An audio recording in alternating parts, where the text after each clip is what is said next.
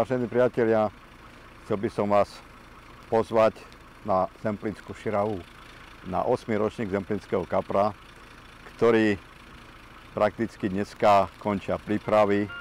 A nech vás to neruší aj ten hluk za nami, pretože pripravujeme bufet, posledné prípravy bežia teraz,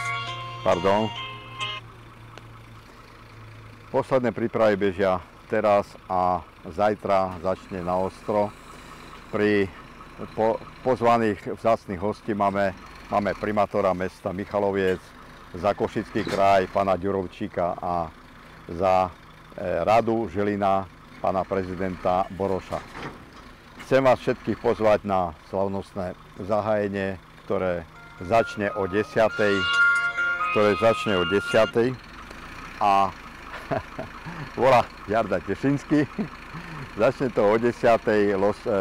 prejavmi uvítacími, kde budú podpisované aj pretekári, družstva budú podpisovať čestné prehlásenia, že súhlasia s týmto pretekom, s pravidlami preteku a asi okolo pol 11. začne na ostro losovanie. Tohto roku sa zúčastňuje 44 družstiev, spolu je to 122 súťažiacich. Sú tu tohto roku týmy silné, posilnené o prakticky kaprárov Slovenska aj Čech, najlepších kaprárov. Myslím, že prekonáme zase rekord, ktorý urobil Jarda Tešinský. Minulého roku prekračili sme všetko okrem najťažšej ryby. A tohto roku, jak išli krásne ryby na Zemplínskej Širave o 22 kg hore, tak myslím, že aj to sa nám podarí.